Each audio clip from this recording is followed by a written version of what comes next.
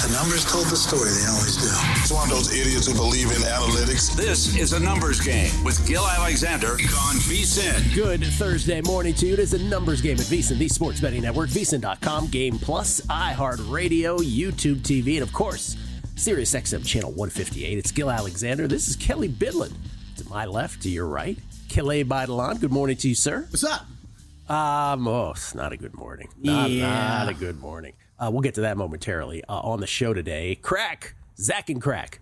The Crack part, as you know, is Bill Krackomberger. Unscripted, hour number 2. Whatever's on Bill's mind, we just riff. And if you happen to be at Circa early, I hear he's doing an autograph session for the next hour right in the sports book. Bill Krackomberger is chilling in the sports book right now, and we're not sure why. I thought I was dreaming when I first walked in. I'm like, why is Bill Krackomberger here? He's raring to go. That's why he's here. Joe Pita will join us to, of all things, talk about the Eagles-Skins rivalry. Joe and I are friends. We'll test our friendship is what's going to happen during that segment. Joe's here for all kinds of things, baseball analytics, golf analytics. Today it's just Philly-Washington stuff when Joe joins us on the run-up to the NFC Championship game. NFL look-ahead lines. We talked about this yesterday briefly that we were going to discuss today. What we will look at is the look-ahead lines for the potential Super Bowl matchups vis-a-vis exacta prices. How about that?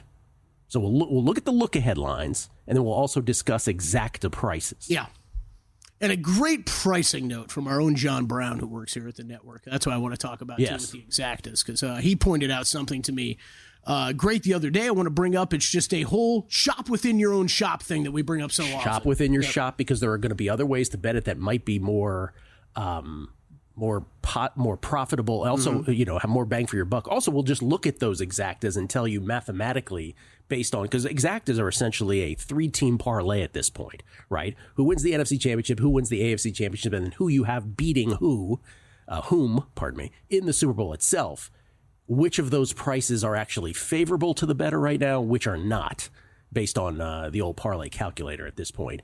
And NFL, we'll talk, Zach Cohen, obviously, the first part of the Zach and Crack team. Zach, our VSiN senior editor, talking not only NFL with us, but also NBA and Australian Open, see if he has any bets moving forward.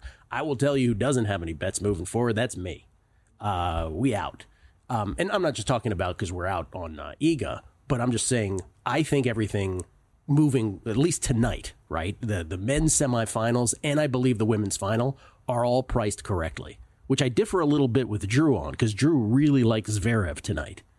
And he came on the show earlier this week and already said he has a bet on Zverev as the dog here. He thinks Zverev should be the favorite against Novak Djokovic. I do not believe that. I believe it is properly priced. Has that number come down a bit, though? It is Djokovic minus 165, Zverev plus 135? No, if anything, it's ticked up a little bit. It was like in the minus 150s when I saw it. Oh, really? Okay. I don't know. Maybe it's right around where it was. But it's not far off from where we checked the other day. But. So I have none moving forward. But it was all bad last night. And let me just say, the way that the time zones work, I didn't see any of the match that we lost on, which was the Badosa Sabalenka match, which was in the dead of night here. Yeah, that's like midnight our time, right? Yeah, well, 12:30 even. Like, it's not even, you couldn't even try to stay up for it with our hours. But in any case, I don't know if it's the big sister, little sister thing. I talked about this briefly. I briefly mentioned yesterday that they're best of friends, but Badosa just caves when she plays Sabalenka.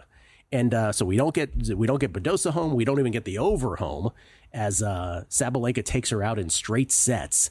So Sabalenka advances to the Australian Open final, trying to win her third consecutive Australian Open, is Aryna Sabalenka. And then the thing that happened here I don't want to say just before the show, but at least closer to showtime, which I only caught the very end of, Iga Swiatek loses to Madison Keys in a third set tiebreaker. In a slam, the third set tiebreaker goes to 10. And Keys beat her. Iga won the first set 7-5. Now, this is all me looking at the box score now for the first and 90% of this. The second set, Iga didn't hold her serve once. That is less than ideal. Less than ideal. Suboptimal, as we like to say. And then in the third and final set, which was by all accounts a masterpiece. It was awesome. I watched most of that. Yeah, it was great. Iga had a match point at 6-5, 40-30. And got a little nervy. They were trading nerviness back and forth. This part I did see, And then it got to the tiebreaker. Iga had multiple mini breaks up in the tiebreaker, and then Keys got her at the end. It was one of those sporting events. Like, I'm watching, and yes, I only picked it up like a couple games into the third set, but like, it was an amazing third set. At no point was I really worried about Iga losing, though, until, okay, it's like you go to a tiebreaker. Like, okay, I gotta be a little bit more worried now, but I'm still not all that worried watching the tiebreaker. And then right when it gets to match point, I was like, okay, now I'm a little worried. Congratulations if you had Maddie Keys in that. Congratulations if you had any Maddie Keys futures to begin with. Here's how I addressed it with Drew Dinsick on the Beating the Book Australian Open podcast. Maddie Keys, I think, is a toss, but she's got that weird thing where in slams her numbers just look better for some reason. Like when the matches matter the most, she's a little bit better compared to just tour stuff. There's a couple of players who are like that, women's and men's, and she's sort of the quintessential example I would point to and be like, doubt her in Adelaide, better in Melbourne, kind of a deal. But yeah, I don't think she's winning 7 matches here. Well, she swung 6 out of 7. Mm-hmm. She swung 6 out of 7.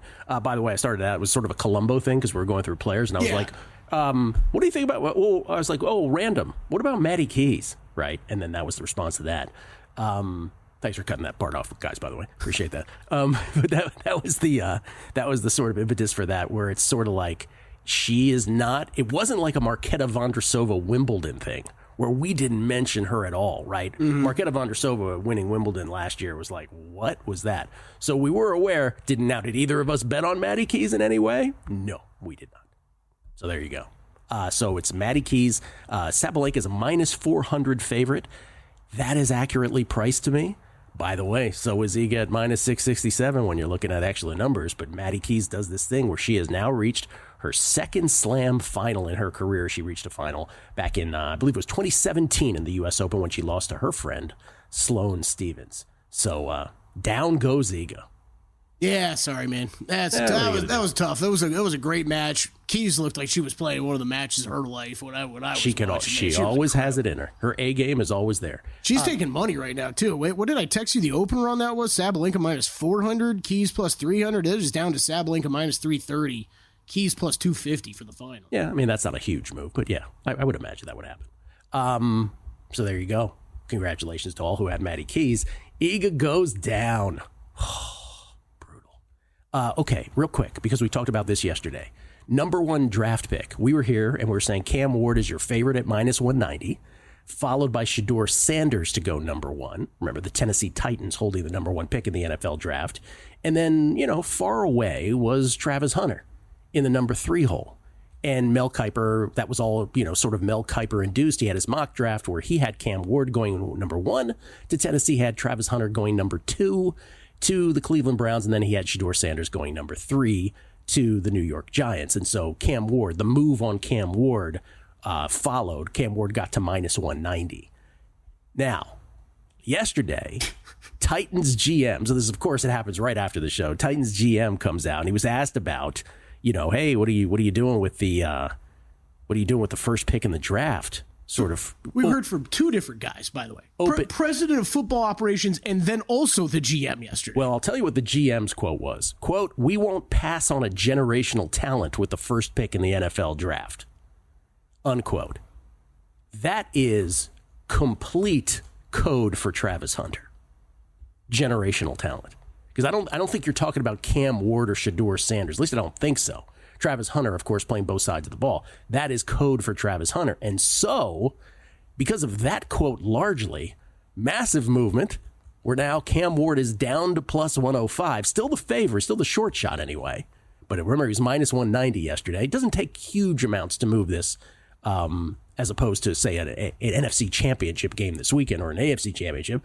But nonetheless, Cam Ward at +105. Travis Hunter now in the 2 hole at +155 after that comment. Shedeur at +360, number 3. 4 and 5 remain the same. Abdul Carter and Teteroa McMillan from yesterday. So trying to confirm a couple of these things. Okay, I believe it was the Chad Brinker, the president of football operations, that said that quote. The GM said that's later. Incorrect. I have Morganzi right here in front of me. We won't pass on a generational talent with the first pick in the NFL draft. Okay. So then he also said they're open to trading back as well. So that was also notable. I mean, notable. If you're considering any of these quarterbacks, you really think one of them is going to go number one, you got to take that into account. I guess the only other thing that I noticed with the odds, Gil, and the generational talent thing, right? I think, like you said, I think we all think Travis Hunter right away. There's another guy on that board that did get down into single digits, in Abdul Carter. And I don't know, are you possibly talking about a pass rusher that you think could be all that good with a generational talent? But is somebody trading up to number one for Abdul Carter? I don't know. But I'm just saying those odds moved as well. Yeah. The big one being Travis Hunter, though, based on those comments from the Titans brass. The trade possibility is always there. By the way, when you get into trades, this is the problem with all this. Mock drafts, any mock draft that puts in trades, I just immediately stop paying attention. Because how do you know? And if there is going to be a trade at number one, then all of our speculation is just on steroids at that point. Because you have no idea what a team is thinking. But if Tennessee were to hold it now, that's where the sort of vague part comes in now after that kind of banter from the front office, which is like, oh, you're not going to pass on a generational talent? Does that mean you're keeping Will Levis and Mason Rudolph as your guys heading into next year? Is that what we're doing? I mean, at least Levis, they said they were open to. Yeah, they were going to look around. Quarterback needed to be addressed, but Levis could be back and competing for a job. Haven't we seen enough? I would think so, but haven't we seen enough of ill-advised Billy Levi's? Anyway, Cam Ward plus 105. Travis Hunter now number 2 at plus 155. Zach Cohen. Tennis, NBA, football, next, right here on a Numbers Game at Visa, the Sports Betting Network.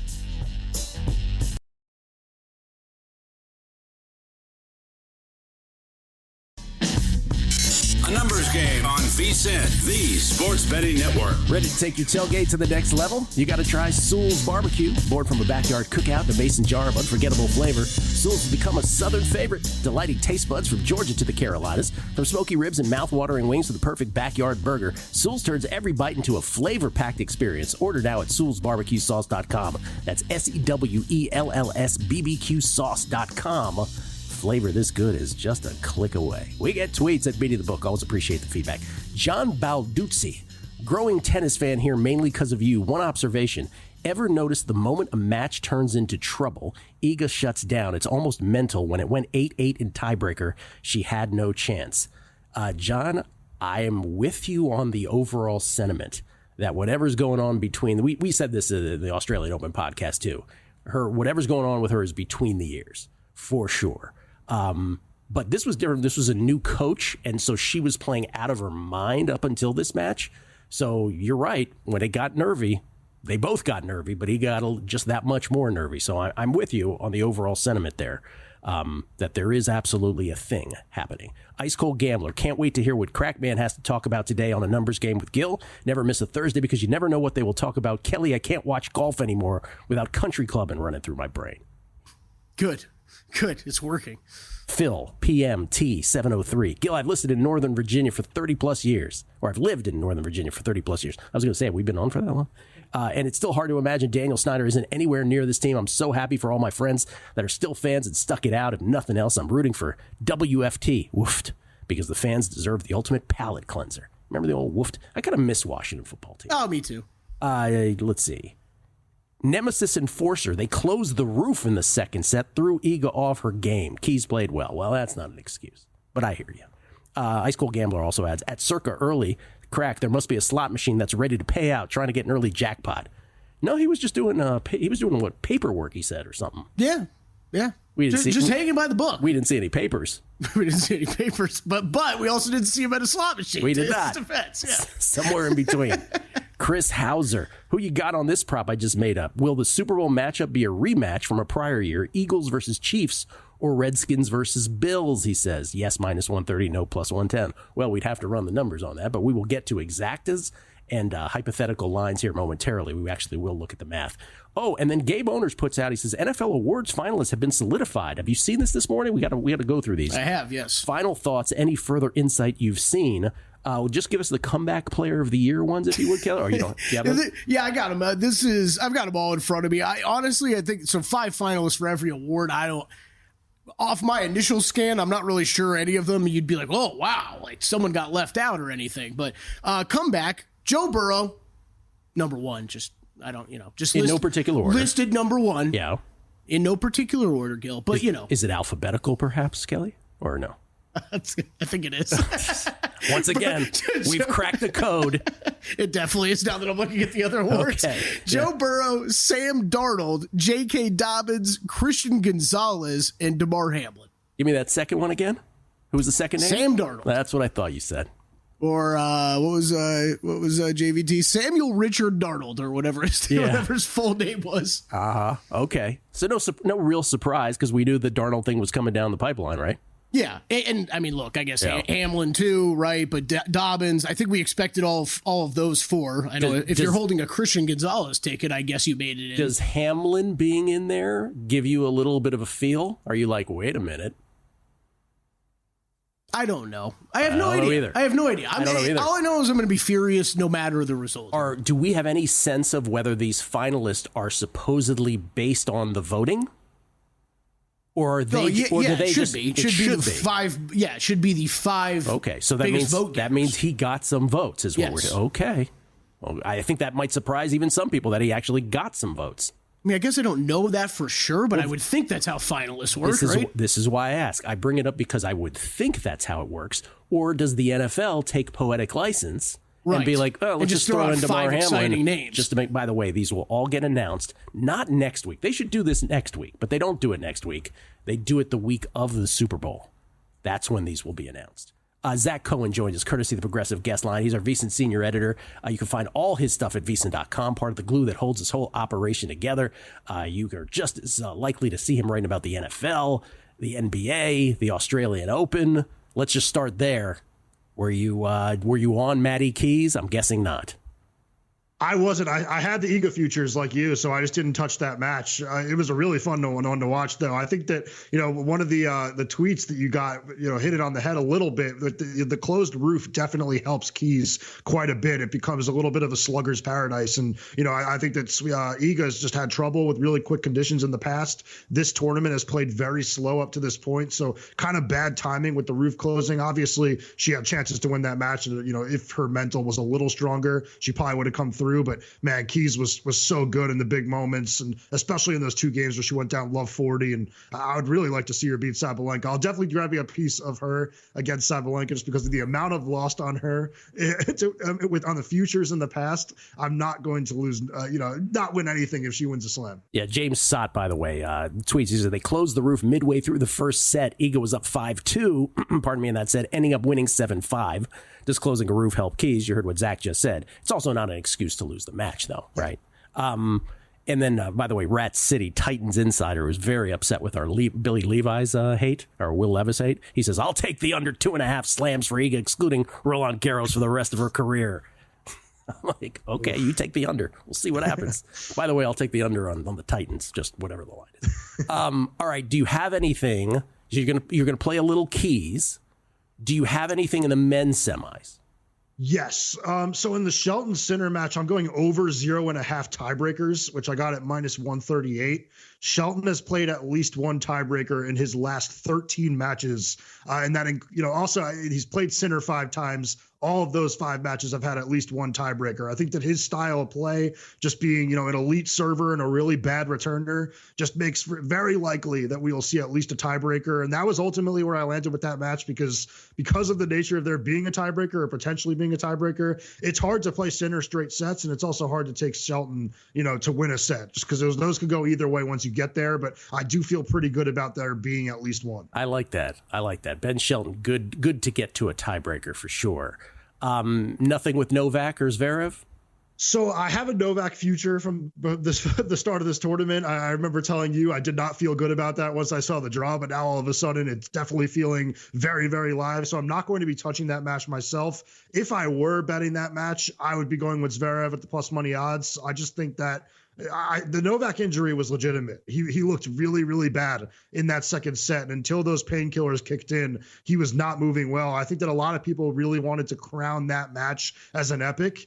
It was a pretty bad match. Alcaraz played horribly and really fell apart between the ears. I think that Djokovic was injured, so he was swinging for winners every time he had to. I think Alcaraz kind of got sucked into doing the same because he didn't know what to do playing against an injured opponent. So I think that was a really bad performance from Alcaraz. I think Zverev's going to be a little bit more likely to grind from the baseline and kind of like test those Djokovic legs out.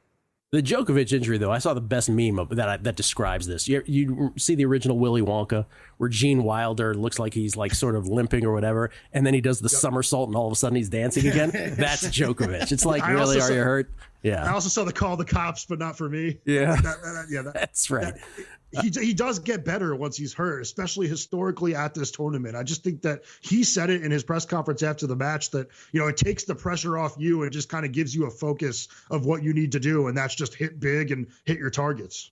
All right. What about the championship games in the NFL? Any plays on those two? Yeah, so I see it's moving against me. I do like the Commanders with the points, whether that's 6.5 or 6. Honestly, I would have played it at 4. I was very unimpressed with what we saw from Jalen Hurts last game, and I just can't really shake the feeling that, the Commanders have the much better quarterback, the more aggressive head coach, and I know a lot of people really like this Philadelphia defense, and they have been very good at times throughout this season, but I just don't really trust Vic Fangio against a team that can throw the way that the Commanders can. I really like Daniels to go over his player prop of 222.5 passing yards. I put that on the website in my write-up for the game, and yeah, I think that the Commanders are really live in this game. I took the spread. I also sprinkled the money line. Okay. And then in the AFC, anything? Haven't played it yet. I do think I'm going to end up on the Bills. I hate myself. I say I'm going to hate myself, and I say I'm going to, back Kansas City when it comes time for the playoffs, and I still don't do it. But I just feel like this Chiefs team for the better part of 2 years now has been a team that scores 19 to like 23 points every game. And I think that this Bills team is capable of scoring a lot more than that. So I think that we are going to see Buffalo finally knock out Kansas City. I think that Josh Allen has played very well in this, series in the past, especially in the playoffs. I think he's just had, defensive shortcomings. And I think that he's finally has a group that could slow down a Kansas City team that I think is, mediocre offensively. NBA tonight, anything? So far, I just have the Lakers. Lakers +5. I'll also be sprinkling the money line. It's just a really bad spot for Boston. They played a really close game against the Clippers last night. Went to overtime against, a really shorthanded squad. I think they're going to be very, very tired for this game. And I'm also playing Wemby over 4.5 blocks and steals in this game in Paris. Ooh, okay. Wemby over 4.5 blocks in Paris from Zach Cohen. Zach, thank you so much. Appreciate it, man. Thanks, guys. At Betting on X for Zach on Twitter, by the way. Hypothetical Super Bowl lines. Exactas in the NFL. That's next.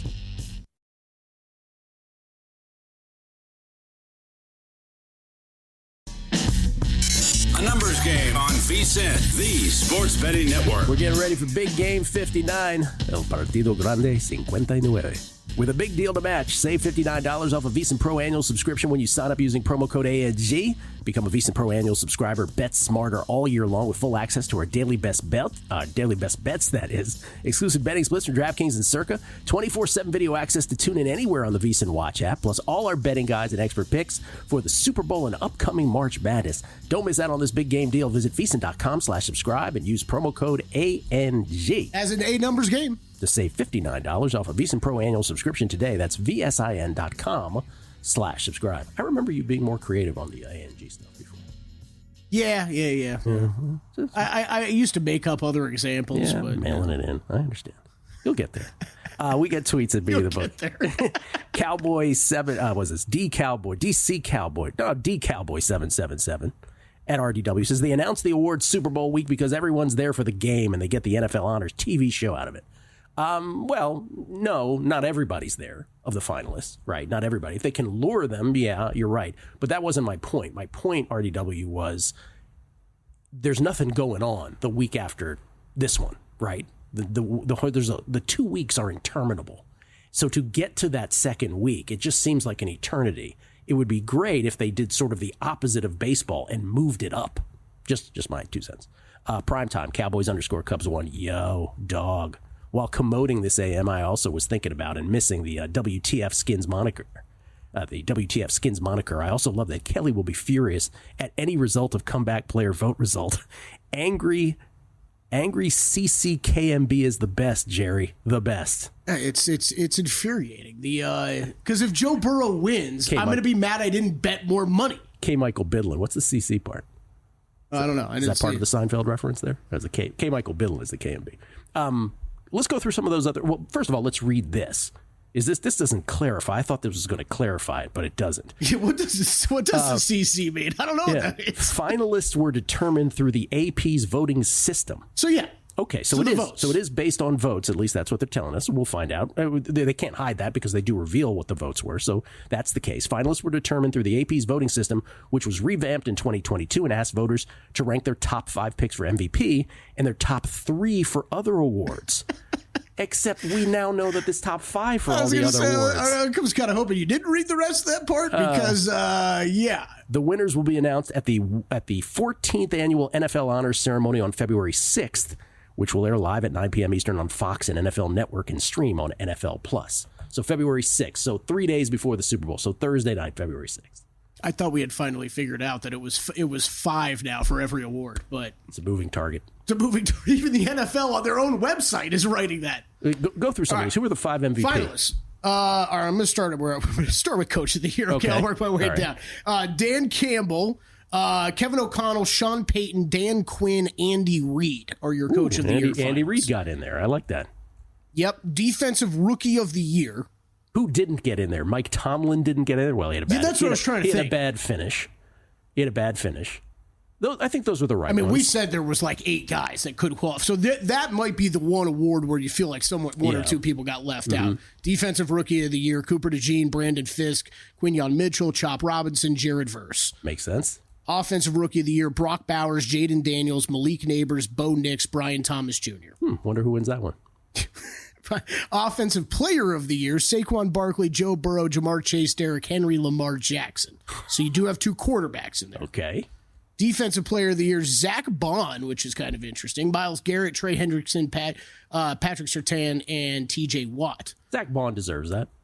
So, Ginkle did not get in, which was 2 of us picked them for our award show. Who didn't get in? Van Ginkle from the Vikings. Who picked Van Ginkle? Myself and somebody else. I want to say Chris Felica.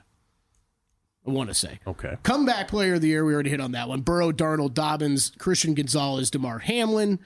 And then MVP, Josh Allen, Saquon Barkley, Joe Burrow, Jared Goff, Lamar Jackson. Jared Goff is the 5th. I was wondering who's going to be the 5th. Yeah. Okay. Nemesis Enforcer tells us CC got to be Country Club.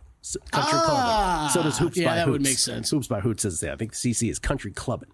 Okay. Exactas. 4 teams left, obviously. And there's 8 different combinations of who can beat who in the Super Bowl. Shall we look at the hypothetical lines first on these before we get to the exactas? So the hypothetical lines, these are courtesy of FanDuel, Advocate Skirmish, as we used to call them. Chiefs to beat the Eagles, plus 330. Bills to beat the Eagles, plus 380. Eagles to beat the Chiefs, 4-1. Eagles to beat the Bills, plus 450. Now we get to the Commanders portion of the segment. Chiefs to beat Commanders, plus 950. Bills to beat Commanders, 10-1. Commanders to beat Chiefs, 15-1. Commanders to beat Bills, 17-1. Those are the exactas. So we started with the exactas. Yes, it's exactas. You want hypothetical lines now? Well, yeah, let's do the hypothetical lines. Let's get back to these exactas. The hypothetical lines are both the Bills and the Chiefs would be favored by 4.5 over the Commodores. Okay. The Eagles would be favored over the Bills and the Chiefs each by 1.5. All right. What about the AFC over the NFC? Do we have those? No. This is all the Super Bowl.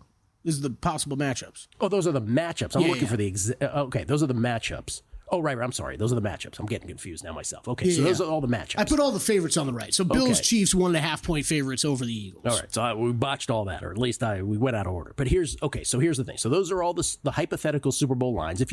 Those are courtesy of FanDuel. You can, you may disagree with them, but those are what they are. Anyway, to review, Bills and Chiefs, 4.5-point favorites both over the Commanders, if that ends up being the matchups. Eagles would be 1.5-point dogs, versus both the Bills and the Chiefs. Okay, so then we go back to the exactas, and the object here, let's just do mathematically, back to the exactas. Would you want to bet, given those lines, right? Given those lines, we can convert those, there's a little bit of math here, but not much. We can convert those spreads into money lines, right? You do a little money line conversion on the hypotheticals. You already know what the money lines are for this weekend. And so essentially for the exactas, what you're doing is hitting a 3-team parlay. You're hitting a 3-leg parlay. You're obviously getting the NFC Championship and AFC Championship winners and the Super Bowl winner. 3-leg money line parlay. And so, Kelly, based on these, let's just, if I can just do it just from the mathematical sense, then we'll just get your opinion on these. But right now, let's start from the top. Chiefs to beat Eagles plus 330. That ought to be just the true value based on those hypotheticals is about 340. So you're just getting dinged a little bit on that one. The Bills to beat the Eagles at plus 380, that ought to be 393, plus 393. You're saying in comparison to like a money line rollover situation? I'm saying what the true math ought to be by the money lines, by a 3-leg money line parlay. The true math, right? Chiefs to beat Eagles, you're getting plus 330. They're just docking you a small amount. It should be plus 341. Bills to beat Eagles, you're getting plus 380. It should be plus 393. Now, Eagles to beat Chiefs, which is 4-1, you're actually getting a little value on that. Because by my math and the hypothetical lines, that ought to be about plus 393. So Eagles to beat Chiefs, just put sort of like a mental check mark in your mind by that one. And I've got a note about this as well, too, afterward. Eagles to beat Bills is almost exactly what it should be. It's plus 450. It's really plus 449. So that's kind of right on the number. You're not really getting value. These next two are where the value is, mathematically. The Commanders' losses. Chiefs to beat Commanders, you're getting plus 950. Bills to beat Commanders, you're getting 10-1. I have them priced at, those should be plus 808 and plus 913. So at plus 950 and 10-1, those actually represent a little bit of value at those prices and based on the hypothetical lines. Again, I'm just doing it by the hypothetical lines. Commanders to beat Chiefs, Commanders to beat Bills, you're actually getting a little bit of the worst of that, as what you would expect. Instead of 15-1, that's actually like kind of 16.64-1. And instead of the 17-1 on Commanders to Bills, it's actually 18.68-1. So the value is really on the two to beat the Commanders Super Bowl exactas based on that. I like it. That's a great breakdown. That's the way you should be looking at these things. I was interested that the Eagles one you mentioned right away because John Brown, who does great work here at the network behind the scenes, he texted me about this yesterday, just looking at what the circa exacta numbers were. Yep. And it was just a shop within the same shop situation, right? Super Bowl odds are up there and then exactas are up there. And we're down to the point of the season where you've got 2 games this weekend, right? And then we're at the Super Bowl already. So it's just 2 wins. But keep in mind, and here's the thing, obviously the way that these games go will affect what those hypothetical lines end up being. Absolutely. So I'm just doing that exercise based on what those static hypothetical Super Bowl lines are. Which is the best you can do right now. But yeah, absolutely that stuff will move. Yeah. But his point was, okay, if you take Eagles to beat the Bills and Eagles to beat the Chiefs, at least at Circa and at DraftKings, you'd get a better number than what the Eagles are listed just to win the Super Bowl right now. This is the thing. All of this is shop from book to book, shop within books. Both of those things are valid. But anyway, that's just a little brief look at the math on those Super Bowl exactas, at least at FanDuel. Joe Pita on the Eagles and Skins next.